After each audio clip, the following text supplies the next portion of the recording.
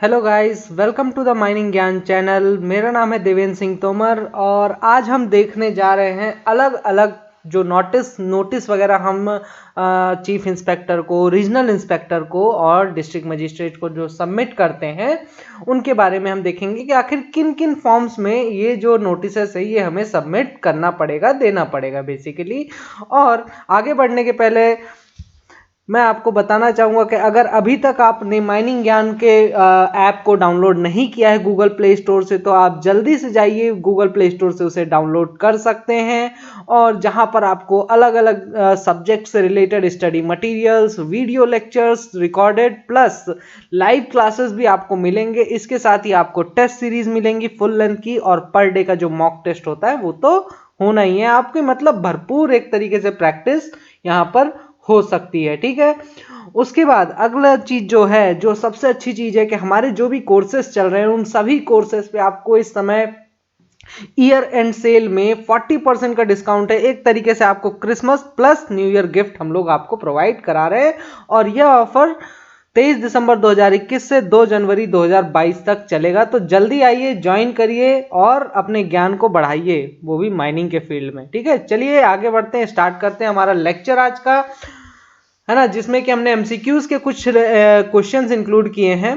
ठीक है, इसमें जो पहला क्वेश्चन है बोलता है कि in which form notice of reopening of mine after abandonment, closure और discontinuance shall be submitted to the chief inspector of mine, regional inspector of mine and district magistrate. ठीक है, बेसिकली पूछ रहा है कि अगर आपको माइन की रीओपनिंग करनी है, अगर आपको किसी भी माइन की रीओपनिंग करनी है किसके बाद, अबैंडनमेंट, क्लोजर और डिसकंटिन्यूएंस के बाद, तो आप जो किस फॉर्म में नोटिस देंगे, किसे नोटिस देंगे, CIM, RIM और DIM को नोटिस किस फॉर्म में देंगे, इसके बारे में पूछ रहा है। तो इसका पहला ऑप्शन है form 1B, option B form 2A, option C form 2B and option D form 2C। तो वीडियो को पॉज करके आप सभी क्वेश्चंस के आंसर दीजिए, उसके बाद जो मैं आंसर बताऊंगा वो आप उससे चेक कर सकते हैं। ठीक है, तो इसका आंसर जो है, तो आंसर है फॉर्म 1B में।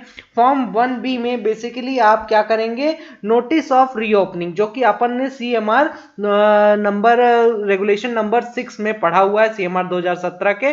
ठीक है, तो ये चीज आप याद रखिएगा। फॉर्म 1B में हम क्या करते हैं, नोटिस ऑफ रीओपनिंग देते हैं, तो ये चीज आप याद रखिएगा। ठीक है, चलिए आगे बढ़ते हैं।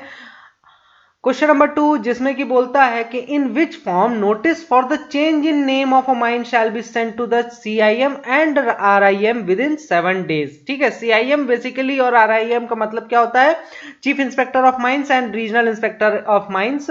बेसिकली मैंने इसको बहुत ही मतलब शॉर्ट में लिख दिया है, तो समझने के लिए आपको मैं बता दूं कि आखिर इसका मतलब क्या है। ठीक है, तो बोलता क्या है इसमें कि अगर आपको माइंस का नाम चेंज करना है, अगर आपको अपनी माइंस का नाम चेंज करना है, तो 7 दिन के भीतर, नाम चेंज करने के 7 दिन के भीतर आपको एक नोटिस देना पड़ेगा CIM और RIM को। तो आखिर वो नोटिस आप किस फॉर्म में देंगे, तो इसके ऑप्शंस हैं।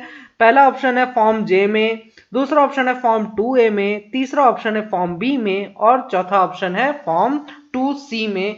ठीक है, तो इसका आंसर आखिर बेसिकली होगा क्या, इसका आंसर है बेसिकली क्या, फॉर्म 2A में। फॉर्म 2A में हम क्या करते हैं, change in name of a mine का हम बेसिकली नोटिस इसमें देते हैं। ठीक है, तो ये चीज आप याद रखिएगा, form 2A।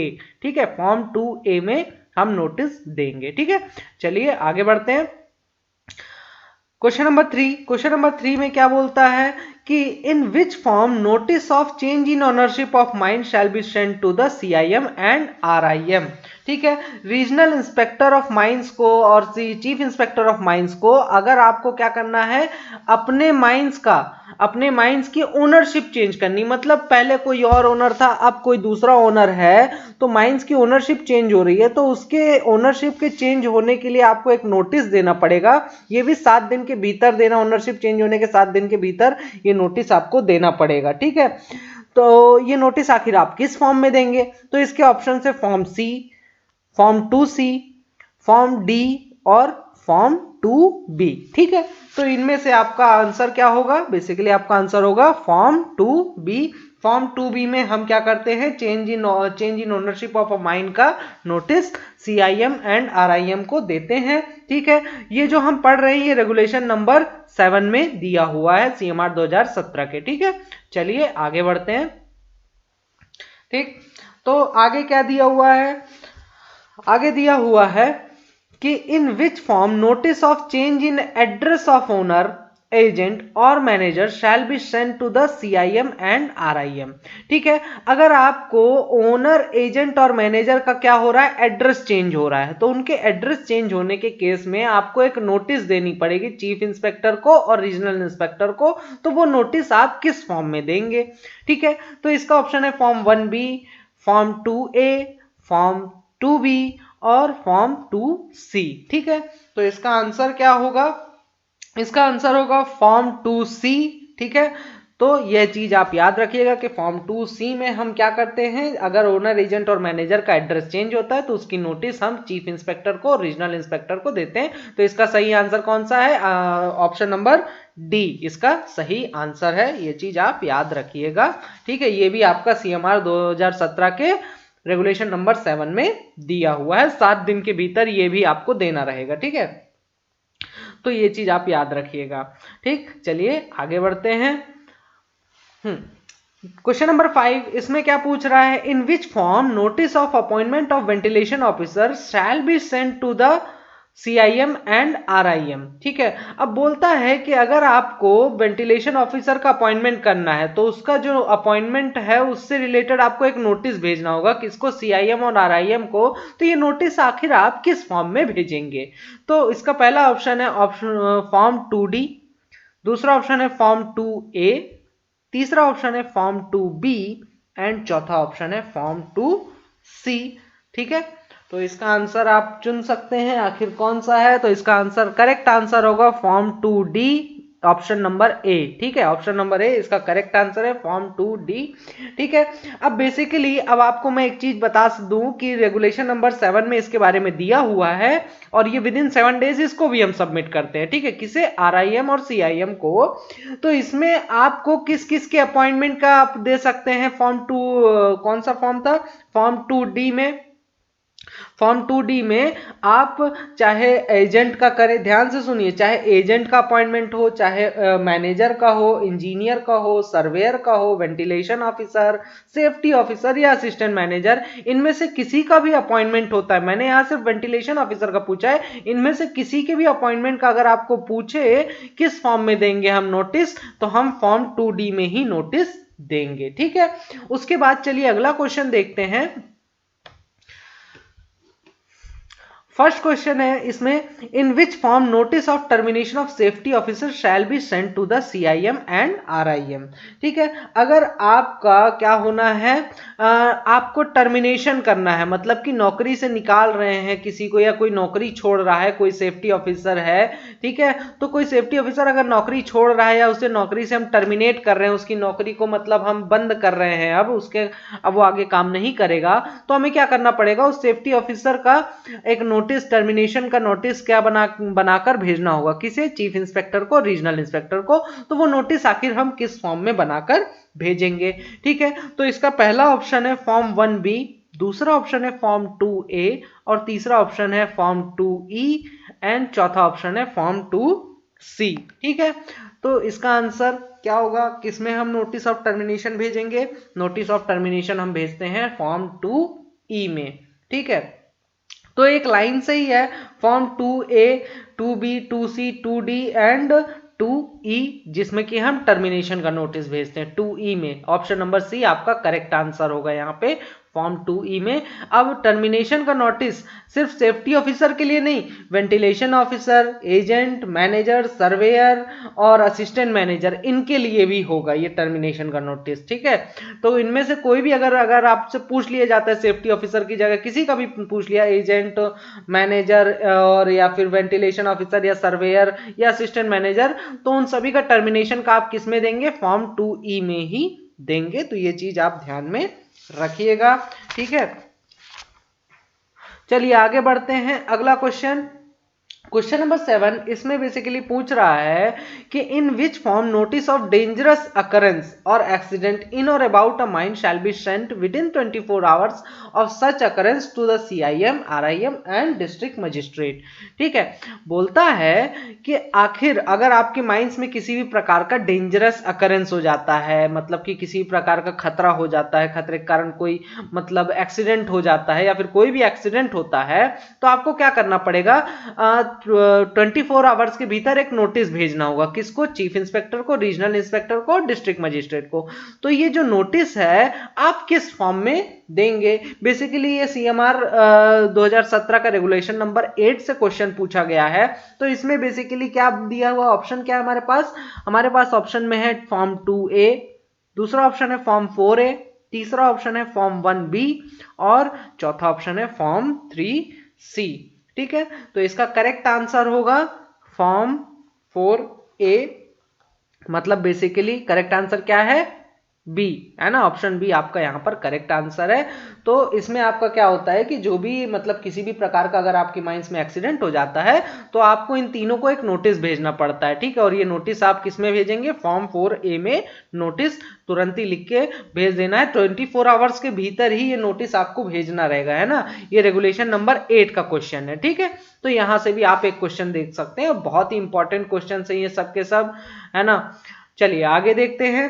Question number 8, in which form notice of abandonment and closure shall be submitted to CIM, RIM and DM। ठीक है, अगर आपका क्या हो रहा है, माइंस बंद हो रही है, ठीक है, क्लोजर होना है या फिर अबैंडनमेंट होना है, ठीक है, दो ही केसेस, अबैंडनमेंट होना है या क्लोजर होना है, तो आपको नोटिस भेजना होगा इन तीनों को, CIM, RIM और DM को। ठीक है, तो ये नोटिस आखिर आप किस फॉर्म में भेजेंगे? तो इसके ऑप्शन है फॉर्म 1B, दूसरा ऑप्शन है फॉर्म 2A, तीसरा ऑप्शन है फॉर्म 1C और चौथा ऑप्शन है फॉर्म 2B। ठीक है, तो इसका करेक्ट आंसर क्या होगा? पॉज करके लॉक कर दिया जाए, बता देना, है ना। तो मैं तो मेरी तरफ से तो ऑप्शन नंबर C मैं लॉक करता हूं, आपकी तरफ से आप बता दो।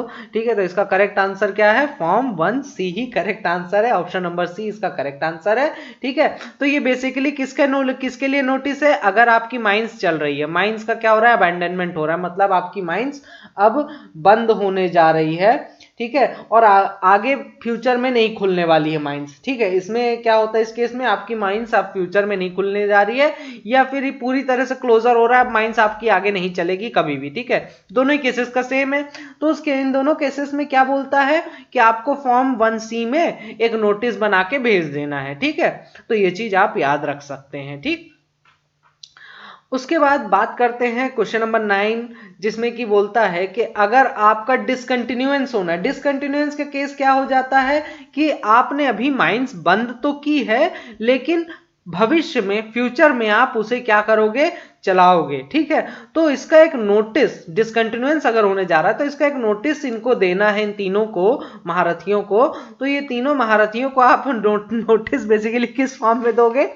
फॉर्म 3B, है ना, पहला ऑप्शन हो गया, दूसरा ऑप्शन हो गया फॉर्म 1D, तीसरा ऑप्शन हो गया फॉर्म 4C और चौथा ऑप्शन हो गया फॉर्म 2B। ठीक है, तो ये चीज आप याद रखिए, किस फॉर्म में आपको देना होगा, आप चूज कर सकते हैं अपना ऑप्शन।